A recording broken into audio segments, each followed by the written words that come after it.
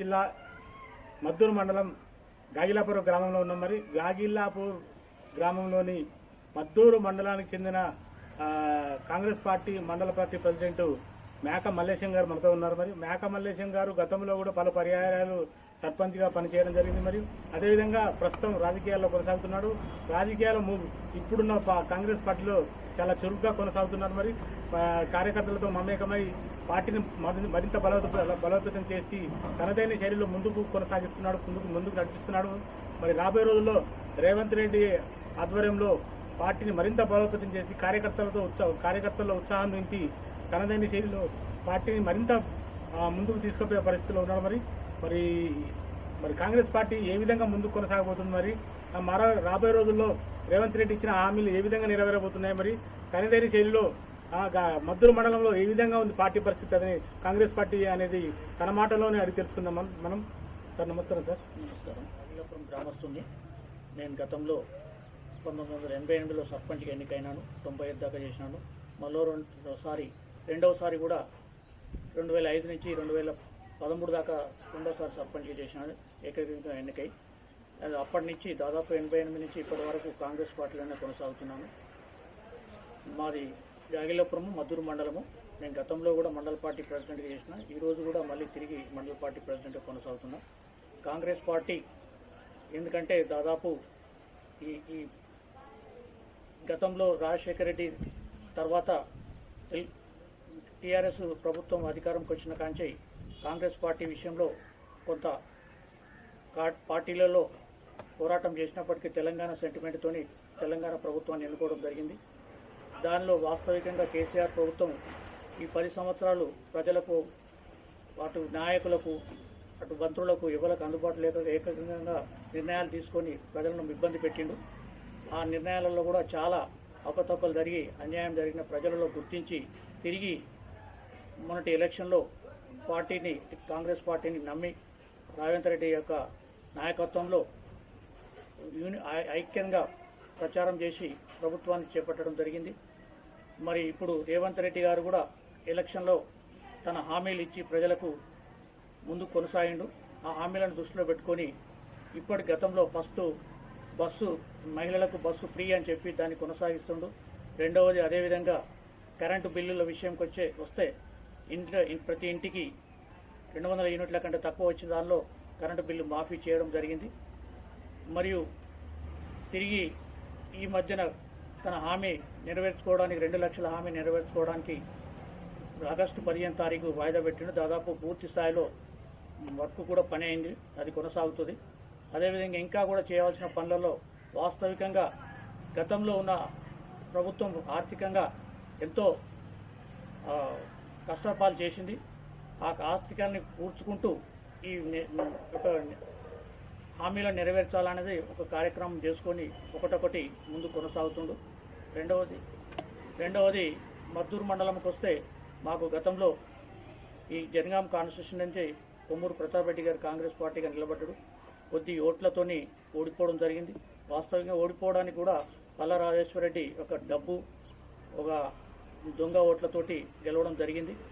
అయినప్పటికీ కూడా తిరిగి కాంగ్రెస్ పార్టీ అధికారంలో కాబట్టి ప్రతాప్ రెడ్డి లోకల్గా కాన్స్టిట్యూషన్లో ఉండి ప్రజలకు అందుబాటులో ఉండి, అదేవిధంగా కాన్స్టిట్యూషన్ ఇన్ఛార్జి అయిన ప్రతాప్ రెడ్డి ఆలోచన మేరకు మేము కూడా మండల పార్టీ ప్రెసిడెంట్గా ప్రతి గ్రామాన ప్రజలకు కలిసి కాంగ్రెస్ పార్టీ నుంచి ఇచ్చిన హామీలను నెరవేర్చడానికి ప్రయత్నం చేస్తూ గతంలో ఈ ధరణి విషయంలో కానీ, లేకపోతే ఈ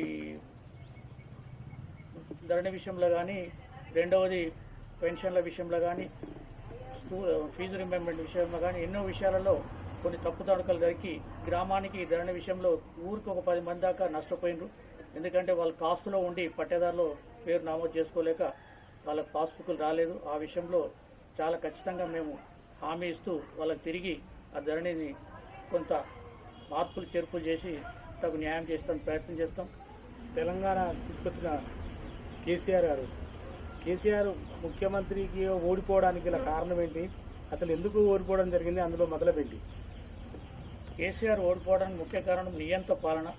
తన పార్టీలోనే మంత్రులు కానీ, ఎమ్మెల్యేలు కానీ, ప్రజాప్రతినిధులు ఎవ్వరు ఉన్నా తన నిర్ణయం ఆలోచించకుండా తీసుకొని ఆ పబ్లిక్ వాళ్ళ యొక్క నాయకుల ఆలోచన తీసుకోకుండానే నిర్ణయం తీసుకోవడంతో ఫెయిల్ కావడం జరిగింది. తను చేపట్టిన కాళేశ్వరమైన, తను చేపట్టిన విద్యుత్ విషయంలో కానీ, తను చేపట్టిన నిరుద్యోగ విషయంలో కానీ, తను చేపట్టిన విద్య విషయంలో కానీ, వైద్య విషయంలో కానీ అన్ని విషయాలలో ఫెయిల్ అయి అధికారుల ఆలోచన తీసుకోకుండా తన నిర్ణయం ఏక నిర్ణయంతో తప్పుదారిలో పోతే ప్రజలందరూ దాన్ని గుర్తించి మేలు చేసేది తక్కువ, కీడు చేసేది ఎక్కువ అనే ఆలోచనతోటి తన నాయకత్వాన్ని వ్యతిరేకించారు. ఈ మండల వ్యాప్తంగా ఉన్న కార్యకర్తలలో కాంగ్రెస్ పార్టీ కార్యకర్తలు ఏ విధంగా ఉన్నారు? ఆనందంగా ఉన్నారా? మరి ఏంటంటే ఇందాలు ఎలక్షన్లో పనిచేశారు, మరి పార్టీ కోసం పనిచేశారు. గతం నుంచి 10 ఏళ్ల నుంచి పార్టీ కోసం పాట పడుతూనే ఉన్నారు. మరి ఇప్పుడు గట్టెక్కిరు. మరి గట్టెక్కిన నేపథ్యంలో మరి పార్టీ కార్యకర్తల పరిస్థితి ఏ విధంగా ఉంది? సంతోషంగా ఉన్నారా? మరి వారి పరిస్థితి ఏ విధంగా ఉంది? ఖచ్చితంగా కాంగ్రెస్ పార్టీలో కార్యకర్తలందరూ అధికారం వచ్చినందుకు సంతోషంగా ఉన్నారు. వాళ్ళు ప్రజలకు హామీల ప్రకారంగా వీళ్ళు కార్యకర్తలే ప్రజలకు అందుబాటులో ఉంటారు కాబట్టి హామీలు నెరవేర్చడానికి, ప్రజలకు సహకరించడానికి, ఆ సమస్యల విషయంలో కార్యకర్తలు సంతోషం ఉండి హామీలు నెరవేర్చడానికి ప్రభుత్వం నుంచి ప్రజల కోరికలు నెరవేరుస్తారని వాళ్ళు సంతోషంగానే ఉన్నారు. ఇంకా ఎందుకంటే చేసే పనులు కూడా వాస్తవిక కార్యకర్తలు 10 సంవత్సరాల నుంచి వెనుకబడిపోయినారు. నియంత పాలనకై స్వేచ్ఛ వచ్చి కార్యకర్తలు సంతోషంగా ఉన్నారు. తెలంగాణ రాష్ట్రంలో ఇంతవరకు నామినేటెడ్ పోస్టులు ఇంతవరకు ఎక్కడ కూడా వేయలేదు. మరి వేసే అవకాశం ఉందా? రేవంత్ రెడ్డి గారు ఏమనుకుంటున్నారు? ఖచ్చితంగా ఈ ఎలక్షన్లను దృష్టిలో పెట్టుకొని నామినేషన్ పోర్టులు ఇవ్వలేదు. ఇప్పుడు అతి త్వరలోనే నామినేషన్ పోర్టులు పూర్తి స్థాయిలో అందరికీ ఇస్తారని ఆలోచన ఉంది. చేస్తాడు కూడా రేవంత్ రెడ్డి గారు. ఈ మధ్యన ఎక్కువ మంది టీఆర్ఎస్ నుండి కాంగ్రెస్ పార్టీలో జంప్ అవుతున్నారు. అసలు ఎందుకు జంప్ కావాల్సి వచ్చింది? మరి ఎందుకు జంప్ కావాల్సి వస్తుంది? మరి అంటే ఏదైనా కేసులకు భయపడా, లేకపోతే కాంగ్రెస్ పార్టీ మీద అభిమానం ఉందా? ఏ విధంగా మారుతున్నారు?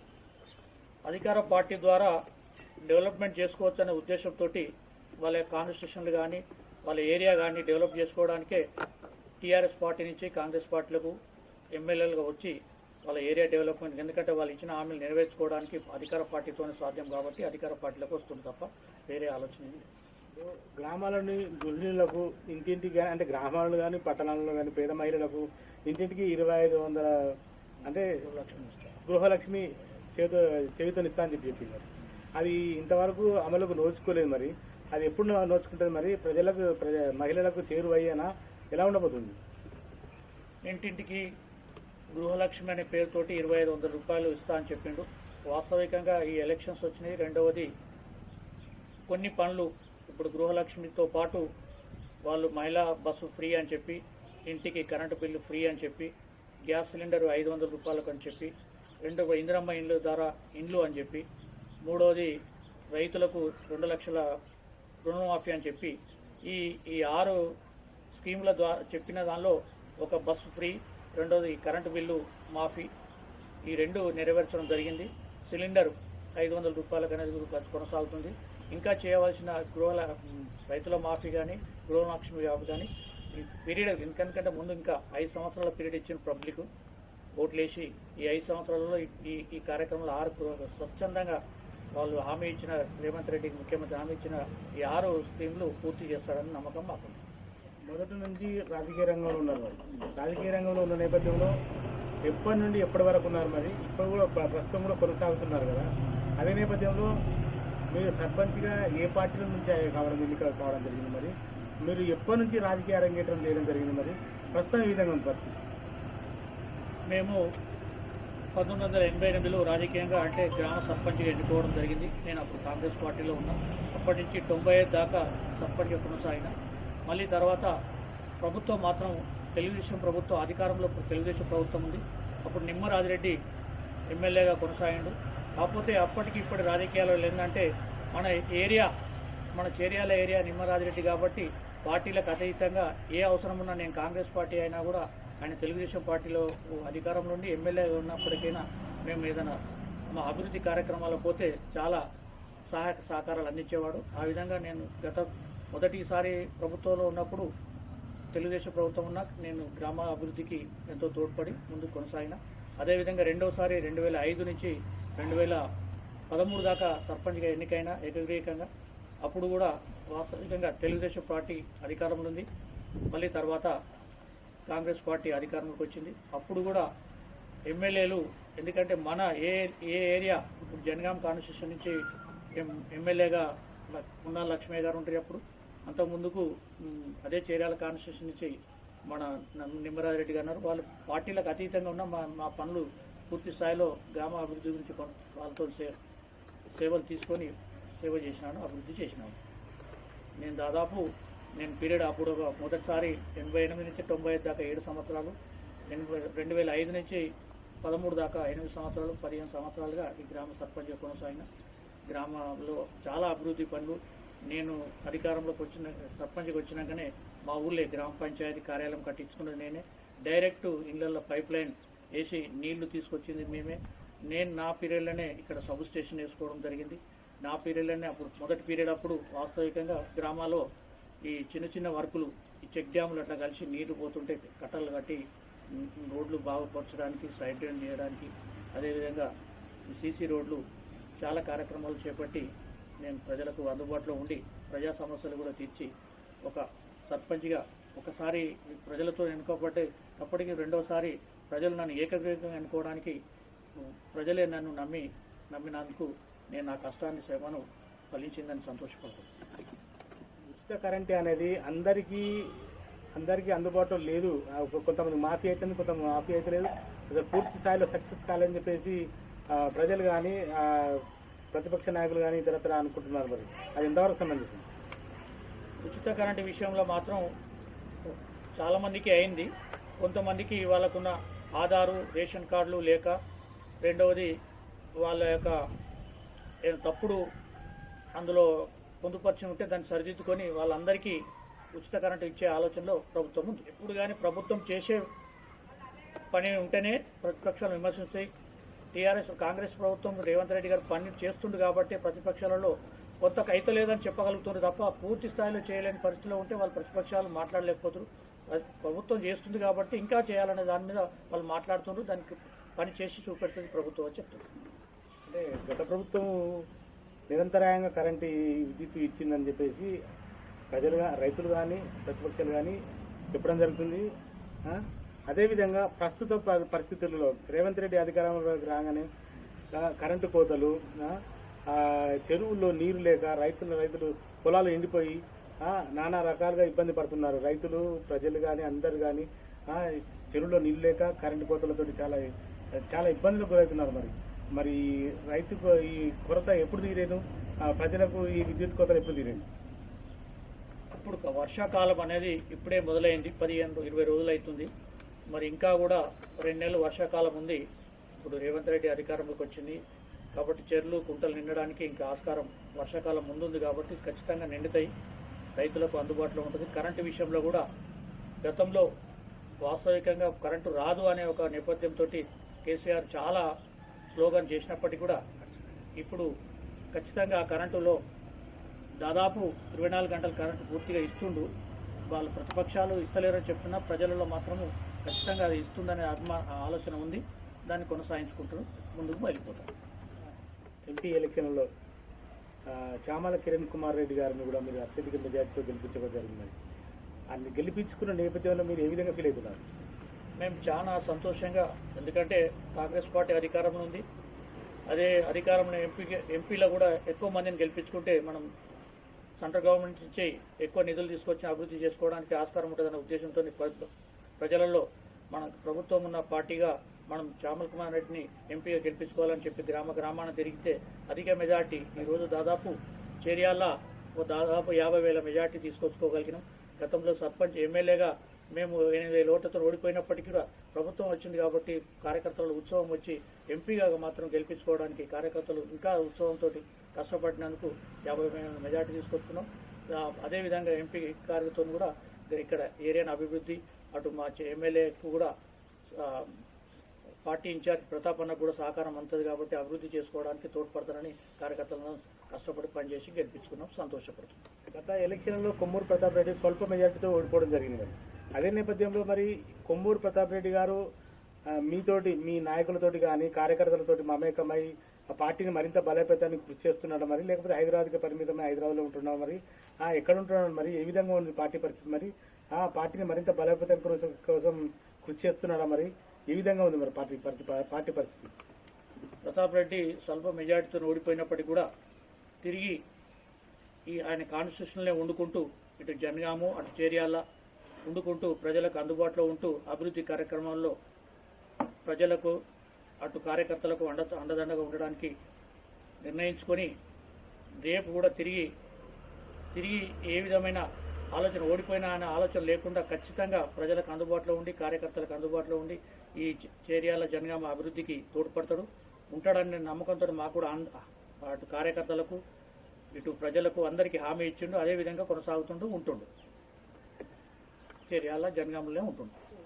ఏ విషయమైన ఇబ్బంది వచ్చినా కూడా అభివృద్ధి విషయంలో కానీ వాళ్ళ ఆర్థిక విషయంలో కానీ వాళ్ళ ఏ విధమైన ఆపద సంపద వచ్చినా కూడా కార్యకర్తలకు అందుబాటులో ఉండి వాళ్ళకు కలుస్తూ వాళ్ళ సమస్యలు తీర్చడానికి తనంతు సహకారం అందిస్తూ కార్యకర్తలకు అందుబాటులో ఉండి మనోధైర్యం కల్పిస్తుండు. పార్టీని కూడా బలోపేతం చేస్తుండు. ఏమన్నా చిన్న పార్టీలో ఓడిపోవడానికి ఉన్న అవకతవకల విషయాలను కూడా సరిదిద్దుకొని తిరిగి ముందుకు కొనసాగించడానికి సమన్వయం పార్టీ కార్యకర్తలు సమన్వయం చేసుకుంటూ ముందుకు కొనసాగుతుండు. కార్యకర్తలకు అందుబాటులో ఉంటుండు. ఇక్కడ కాన్స్టిట్యూషన్ ప్రజలకు కూడా అందుబాటులో ఉంటుండు. అభివృద్ధి కార్యక్రమాలు కూడా ఉంటాడు అనే హామీ కూడా మా ప్రజలకు కార్యకర్తలకు ఇచ్చిండు. రాబోయే ఎన్నికలలో మున్సిపాలిటీ అది జడ్పీటీసీ ఉన్నాయి, సర్పంచ్ ఉన్నాయి, ఎంపీపీ ఉన్నాయి, ఎంపీటీసీ కూడా ఎన్నికలు ఉన్నాయి మరి. ఆ ఎన్నికలలో మీరు ఎలాంటి పదవీకరణ ఆశించే ఆసక్తి ఉందా మరి? మీరు పోటీ చేసే అవకాశం ఉందా? ఒకవేళ అధిష్టానం ఆదేశిస్తే మీరు పోటీ చేసే అవకాశం ఉందా? మేము ఈ సర్పంచ్, ఎంపీటీసీలు, జెడ్పీటీసీ, ఎంపీపీ ఆలోచనలు వాస్తవంగా ఎలక్షన్లలో ఎందుకంటే పార్టీ నిర్ణయాలు ఉంటాయి కాబట్టి అధిష్టానం ఏమైనా అవకాశం ఉంటే నిలబడే అవకాశం ఉంది తప్ప అధిష్టానాన్ని కాదని నేను ఎలక్షన్లో, ఎందుకంటే ఈ రోజుల్లో రిజర్వేషన్స్ ఉంటాయి కాబట్టి దాన్ని దృష్టిలో పెట్టుకొని ఏమైనా అధిష్టానం నన్ను కొనసాగాలనే ఆలోచన ఉంటే ఖచ్చితంగా కొనసాగుతాను. అధిష్టానం మేరకు నేను ముందుకు కొనసాగుతాను. కానీ మొత్తం లోకల్ నాయకత్వం కోరుకుంటున్నారా మీరు? అధిష్టానం ఏ నిర్ణయిస్తే ఇక్కడ ఏ నాయకుని పంపితే ఆ నాయకుని సేవ చేసే లక్ష్యంగా ఉన్నారా మరి? ఎవరికి మీరు మొగ్గు చూపే పరిస్థితి ఉంది? ఇప్పుడు జనగాం చేర్యాల ఏరియా డెవలప్ కావాలంటే జనగాం చేర్యాల ఏరియా లోకల్ నాయకుడు ఏ పార్టీ అయినా నాయకత్వం వహించితే ప్రజలు పార్టీలకు అతీతంగా పోయి అభివృద్ధి చేసుకోవడానికైనా నాయకత్వం దగ్గరికి పోయి మాట్లాడాలన్న అవకాశం ఉంటుంది. కానీ ఈ నాన్ లోకల్ నాయకులు నాయకత్వం వహిస్తే అసలు పార్టీ కార్యకర్తలే పోయి స్వేచ్ఛగా చెప్పుకోలేని పరిస్థితి ఉంది. గత ప్రభుత్వం టీఆర్ఎస్ అధికారంలో ఉన్నప్పుడు నాన్ లోకల్ క్యాండిడేట్ల ద్వారానే 10 సంవత్సరాలు మనం ఈ అభివృద్ధికి నోచుకోక పార్టీ నాయకత్వాన్ని బలపరచుకోలేకపోయినాం. అదేవిధంగా ఈసారి ఖచ్చితంగా ఓడిపోయినా కూడా ప్రతాప్ అన్న లోకల్ క్యాండిడేట్ కాబట్టి మన స్వేచ్ఛగా మన యొక్క కార్యక్రమాలు ప్రజా యొక్క అభివృద్ధి కార్యక్రమాలు చెప్పుకోగలుగుతాను, స్వేచ్ఛగా చెప్తాను. కాబట్టి నేను నాన్ లోకల్ అనే అభిమానంతో వాస్తవికంగా, ఎందుకంటే ఏ పార్టీ అయినా లోకల్ క్యాండిడేట్ అయితే మన ఏరియా అభివృద్ధి కావడానికి ఆస్కారం ఉంటుంది కాబట్టి లోకల్ క్యాండిడేట్కే ఎక్కువ నేను మొగ్గు చూపి నా యొక్క కార్యక్రమాన్ని నిర్వర్తిస్తాను. టీఆర్ఎస్ పార్టీ ఉన్నప్పుడు అరకొరగా కాంగ్రెస్ పార్టీ నుంచి సర్పంచ్లు ఎన్నిక కావడం జరిగింది మరి. అదే నేపథ్యంలో ప్రస్తుతము సర్పంచ్ల పదవి కాలం ముగిసింది కాబట్టి మరి రాబోయే ఎన్నికలలో సర్పంచ్ ఎన్నికలలో కాంగ్రెస్ పార్టీ అధికారంలో ఉంది కాబట్టి పూర్తి స్థాయిలో సర్పంచులు అధికారం చేపట్టే కాంగ్రెస్ పార్టీ నుంచి సర్పంచ్గా అధికారం చేపట్టే సర్పంచులు రాబోతున్నారా? మీరు ఏమనుకుంటున్నారు? రాబోయే గత ప్రభుత్వంలో టీఆర్ఎస్ ప్రభుత్వంలో వాస్తవికంగా స్థానిక ఎలక్షన్లలో కాంగ్రెస్ పార్టీ నుంచి ఒకరిద్దరు సర్పంచులు కాగలిగిండ్రు. అదే మెజార్టీగా టీఆర్ఎస్ నుంచి సర్పంచులు కాగలిగిండ్రు. అదేవిధంగా ఎంపీటీసీలు కానీ మెజార్టీగా ఈక్వల్గా రాగలిగినాము. కాకపోతే కొంత మెజార్టీతో ఎంపీపీగా వాళ్ళు కైవసం చేయగలిగినాము. జెడ్పీటీసీకి వచ్చే వరకు కూడా మేమే కాంగ్రెస్ పార్టీలో అధికారం జెడ్పీటీసీ ఎన్నుకోగలిగినాం. రేపటి ఎలక్షన్లు అంటే రేపు జరిగే ఎలక్షన్లో మా పార్టీ అధికారం ఉన్నది కాబట్టి దాదాపు పూర్తి స్థాయిలో సర్పంచులు, ఎంపీటీసీలు, జెడ్పీటీసీలు మేము కైవసం చేసుకుంటామనే ధైర్యం ఉంది. ముందుకు కొనసాగుతుంది. ప్రస్తుతం కాంగ్రెస్ పార్టీ అధికారం చేపట్టింది. మరి రాబోయే రోజుల్లో కూడా తదుపరి రాబోయే ఎలక్షన్లో కూడా కాంగ్రెస్ పార్టీ అధికారంలోకి వచ్చే అవకాశం ఉందా? మీరు ఏమనుకుంటున్నారు? ఖచ్చితంగా ఇప్పుడు మేము ఏవైతే హామీలు ఇచ్చినామో రేవంత్ రెడ్డి గారు ఆ హామీలు నెరవేరుస్తూ తిరిగి ప్రభుత్వాన్ని కూడా మేమే చేపడతామనే నమ్మకం మాకుంది. ఈ 5 ఏళ్ల పీరియడ్లో ఖచ్చితంగా ఈ హామీలు నెరవేర్తాము, తిరిగి మేము ప్రభుత్వం చేపడతామనే నమ్మకం మాకుంది. అది ప్రజలు కూడా, ఇటు కార్యకర్తలు కూడా ఉత్సాహంగా ఉన్నారు.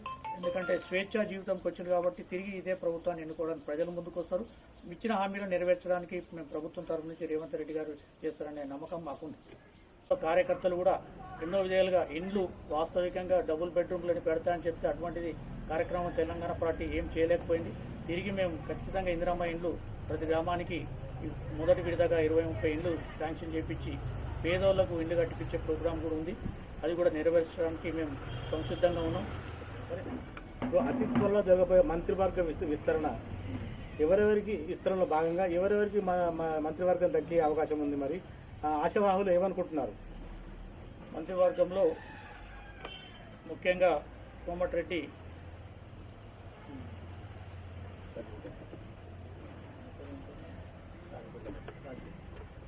రాజగోపాల్ రెడ్డికి మరియు కడియం శ్రీహరి గారికి, అదేవిధంగా ఇంకా బడుగు బలైన వర్గాలకు ఇవ్వడానికి రేవంత్ రెడ్డి గారు ఆలోచన చేస్తుండ్రు. అది అధిష్టానంతో ఒప్పించి ఆ కార్యక్రమం ఈ 15th ఆగస్టు లోపలనే మంత్రివర్గ విస్తరణ పూర్తి చేస్తారని నమ్మకం. అదేవిధంగా PCC కూడా అధిష్టాన వర్గం నిర్ణయం ప్రకారం బట్టికైనా రావచ్చు, మరియు ఇంకా వేరే నాయకులు కూడా ఇవ్వడానికి సిద్ధంగా ఉన్న పార్టీ లీడర్లంతా ఎవరికి ఇచ్చినా సముఖంగా కలిసిమెలిసి పార్టీలో పనిచేయడానికి సిద్ధంగా ఉంది. కాంగ్రెస్ పార్టీ రేవంత్ రెడ్డి గారు ఇచ్చిన హామీలలో ఒక్కటి కూడా నెరవేర్చలేదని చెప్పేసి ప్రతిపక్ష పార్టీలు గగ్గోలు పెడుతున్నాయి. మరి అందులో మరి నెరవేర్చిన ఎంతవరకు నెరవేర్చింది అంటే మీరు చెప్పింది కరెక్టే, నెరవేర్చిర్రు.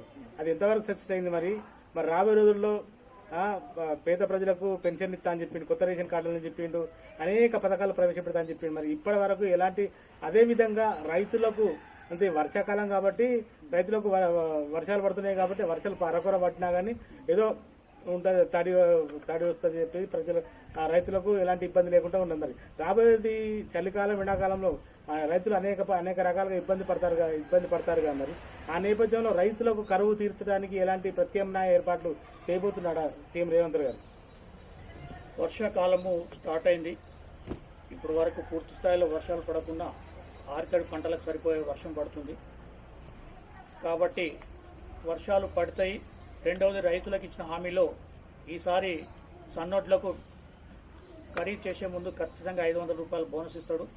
అదేవిధంగా రైతుల విషయంలో, ఈ నీటి విషయంలో కాళేశ్వరం యొక్క చెడు కార్యక్రమానికి దానికి మళ్ళీ తిరిగి పునరుద్ధరించడానికి ప్రయత్నాలు చేస్తుండ్రు.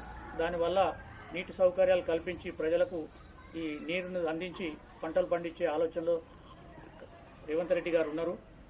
మరియు రైతులకు ఇంకా కూడా రుణమాఫీ విషయంలో కూడా ఈ ఆగస్టు 15 లోపల పూర్తి స్థాయిలో రుణమాఫీ అందరికీ చేయడం జరుగుతుంది. ఇంకా రైతులకు విత్తనాల విషయంలో కానీ, రైతులకు ఏ విషయంలో కానీ ప్రభుత్వం ముందు ఆలోచనతో అందుబాటులో ఉండి పనిచేస్తుందని ఆలోచనలో ఉన్నాం.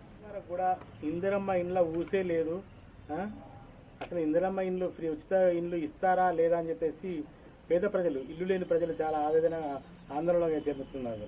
వాళ్ళ పరిస్థితి ఈ మధ్యన ఎన్నికలలో ప్రభుత్వం అధికారంలోకి వచ్చినాక 1 నెల 2 నెలలకే మళ్ళీ తిరిగి ఎన్నికలు వచ్చి దాదాపు ఈ 2 నెలల దాకా కొనసాగినాయి ఎన్నికలు. ఈ లోపల ఈ ఇందిరమ్మ రేషన్ కార్డుల విషయంలో కొంత ఆలస్యం జరిగింది వాస్తవం. తిరిగి అతి త్వరలోనే ఈ ఇందిరమ్మ ఇండ్లు రేషన్ కార్డులు పంపిణీ కార్యక్రమం మొదలుపెట్టి ప్రజలకు మేలు చేస్తారని చెప్పి రేవంత్ రెడ్డి యొక్క ఆలోచన. గ్రామాలలో కాంగ్రెస్ పార్టీ కార్యకర్తల పరిస్థితి ఏ విధంగా ఉంది? గతంలో టీఆర్ఎస్ పాలన కొనసాగింది. మరి ప్రస్తుతం అనుభవ రీతిలో రేవంత్ రెడ్డి పార్టీకి పగ్గాలు చేపట్టే పిదప ప్రస్తుతం 6 నెలలు అవుతుంది, 6 నెలలు కూడా అవుతుందో లేదో. ఆ నేపథ్యంలో పార్టీ పరిస్థితి ఏ విధంగా ఉంది? మరి రేవంత్ రెడ్డి ఇచ్చిన హామీలు ఇప్పటి వరకు కొద్దిగా నెరవేర్చింది. మరి పూర్తి స్థాయిలో నెరవేర్చే ఆలోచన ఉందా? అధికారం వచ్చిన కార్యకర్తలు గ్రామాన ఉత్సాహంగా ఉన్నారు. రేవంత్ రెడ్డి యొక్క హామీలను కూడా నెరవేర్చడానికి కార్యకర్తలు ప్రజలకు అందుబాటులో ఉండి ఇప్పుడు పూర్తి స్థాయిలో కాకుండా ఇటు కరెంటు బిల్లు మాఫీ విషయంలో కానీ, ఇండ్ల కరెంటు బిల్లు మాఫీ విషయంలో కానీ, కరెంటు కూడా 24 గంటలు కరెంటు ఇవ్వలేదు అనే ఒక తప్పుడు అవగాహన ఉన్నది. అప్పటి గత ప్రభుత్వం కంటే ఇప్పుడు ఖచ్చితంగా కరెంటు కూడా ఖచ్చితంగా 24 గంటలు వస్తుంది. అదేవిధంగా మహిళలు బస్సులలో ఫ్రీగా తిరుగుతున్నారు. ఇంకా కూడా గ్యాస్ సిలిండర్ విషయంలో కూడా వాస్తవంగా 500 రూపాయలకు కొంతమందికి పడుతున్నాయి పైసలు. ఇంకా పూర్తి స్థాయిలో అది కూడా నెరవేర్చడం జరుగుతుంది. మహిళలు సంతోషంగా ఉన్నారు ఈ ప్రభుత్వం వల్ల. ఇండ్ల విషయంలో కూడా ఖచ్చితంగా మేము ఇందిరమ్మ ఇండ్లు ప్రతి గ్రామాలలో కట్టించడం జరుగుతుంది. గతంలో కూడా కట్టించినవి ఉన్నాయి. కాంగ్రెస్ పార్టీ ఇచ్చిన హామీ నెరవేర్చుకుంటుంది. ఎందుకంటే గతంలో కూడా ప్రభుత్వం హామీలు నెరవేర్చింది. కార్యకర్తలు కూడా 10 సంవత్సరాల నుంచి చాలా నష్టపోయారు. ఎందుకంటే అప్పుడు టీఆర్ఎస్ ప్రభుత్వంలో వాస్తవికంగా కార్యకర్తల మీద దౌర్జన్యము, కేసులు చాలా విధంగా వేధించిండ్రు. ఎప్పుడైతే కాంగ్రెస్ ప్రభుత్వం అధికారంలోకి వచ్చిందో ఇప్పుడు స్వేచ్ఛ వచ్చింది ప్రజలకు తన విషయాన్ని చెప్పుకోవడానికి, తన బాధలు చెప్పుకోవడానికి. ఎందుకంటే ఆ గతంలో చాలా నిర్బంధంలో ఉండ్రి ప్రజలు, కార్యకర్తలకు కూడా ఇబ్బంది పెట్టిండ్రు టీఆర్ఎస్ వాళ్ళు. ఊరికి 4, వాస్తవికంగా టీఆర్ఎస్ పార్టీలో ఊరుకు 4, మండలానికి 4, కాన్స్టిట్యూషన్కి 4, జిల్లాకు 4 తప్ప ప్రజలలో ఎవ్వరు బాగుపడలేదు. ఆ 4 తప్ప మిగతా ప్రజలు ఏమాత్రం బాగుపడలేదు, ప్రభుత్వం నుంచి లబ్ధి పొందలేదు. పెన్షన్స్ విషయంకి వస్తే కూడా వాస్తవికంగా గతం ఈ పెన్షన్ స్టార్ట్ చేసిందే కాంగ్రెస్ ప్రభుత్వం. దాన్ని కొనసాగించడానికి కాంగ్రెస్ ప్రభుత్వంలో ఇచ్చిన హామీలను కొనసాగించడానికి టీఆర్ఎస్ ప్రభుత్వానికి ఫీజు రింబర్మెంట్లో ముందు కొనసాగించలేకపోయినారు. పెన్షన్స్ ఎక్కువ మందికి ఇవ్వలేకపోయినారు. ఇండ్లు పూర్తి చేయలేకపోయినారు. ఈ విధంగా వైద్యం విషయంకి వస్తే కూడా వాస్తవికంగా అందుబాటులో మండలం హెడ్ క్వార్టర్లో ఉన్న వైద్య నిపుణులు డాక్టర్లను కూడా కొనసాగించలేకపోయినారు. ఎంఆర్ఓ అన్ని నిర్బంధం, అధికార ప్రతినిధులు అటు ఎస్ఐ కానీ, ఎంఆర్ఓ కానీ, ఎండిఓ కానీ, ఏఈ కానీ వాళ్ళు కార్యకర్తల అలుగుజాడలు తప్ప వాళ్ళ యొక్క ఉద్యోగ తెలివితేటలను వినియోగించకుండా న్యాయం చేయలేని పరిస్థితిలో ఇటు కార్యకర్తలు, అటు కాంగ్రెస్ కార్యకర్తలు కానీ, అటు ప్రజలను కానీ చాలా ఇబ్బంది పెట్టిండ్రు. కాబట్టి తిరిగి కాంగ్రెస్ ప్రభుత్వం అధికారంకి వచ్చినందుకు ప్రజలకు స్వేచ్ఛ వచ్చింది. ఇటు కార్యకర్తలు కాంగ్రెస్ ప్రభుత్వం ముందుకొచ్చి ప్రజలకు సహకరించడానికి సంతోషంగా ఉన్నారు. మేము కూడా ప్రతి కార్యక్రమంలో ప్రతి గ్రామాన మా కార్యకర్తలకు, గ్రామ ప్రెసిడెంట్లకు మరియు మండల నాయకులకు అందరితో కలిసిమెలిసి ఉండి ప్రతి విషయంలో ముందు కొనసాగుతామని చెప్తున్నాం. సిద్దిపేట జిల్లా మద్దూరు మండలం గాగిలాపూర్ గ్రామం నుండి మద్దూరు మండల కాంగ్రెస్ పార్టీ మండల పార్టీ అధ్యక్షుడు మేక మల్లేశం గారితో ప్రత్యేక ఇంటర్వ్యూ కార్యక్రమం. మరి అధికారంలోకి వచ్చి 6 నెలలు అవుతుంది. రాబోయే రోజుల్లో ఇచ్చిన హామీలన్నీ నెరవేరుస్తాం. మా కాంగ్రెస్ పార్టీ రేవంత్ రెడ్డి గారు ఇచ్చిన హామీలన్నీ నెరవేర్చబోతున్నాం. మరి ఎట్టి పరిస్థితులు నెరవేర్చి తీరుతాం. రాబోయే రోజుల్లో కూడా కాంగ్రెస్ పార్టీ అధికారంలోకి వస్తుంది. మరి ఇంకా 5-10 ఏళ్ల దాకా మాదే అధికారంలో మా పార్టీ అధికారంలో ఉండబోతుందని చెప్పేసి నాకా మల్లేశం గారు బల్లగుద్ది చెప్తున్నారు. మరి రాబోయే రోజుల్లో కాంగ్రెస్ పార్టీ మద్దూరు మండలంలో ఏ విధంగా ముందుకు కొనసాగుతుంది? మరి రాబోయే ఎన్నికలలో సర్పంచ్ కానీ, ఎంపీటీసీ కానీ, జెడ్పీటీసీ కానీ, ఎంపీపీ ఎన్నికలలో కానీ కాంగ్రెస్ పార్టీ అధికారం చేపట్టబోతుందా? మరి ఏ విధంగా ఉండబోతుందో వేచి చూద్దాం. కెమెరా పర్సన్ చంటితో శ్రీనివాస్, జేఎన్టీవీ జనగాం.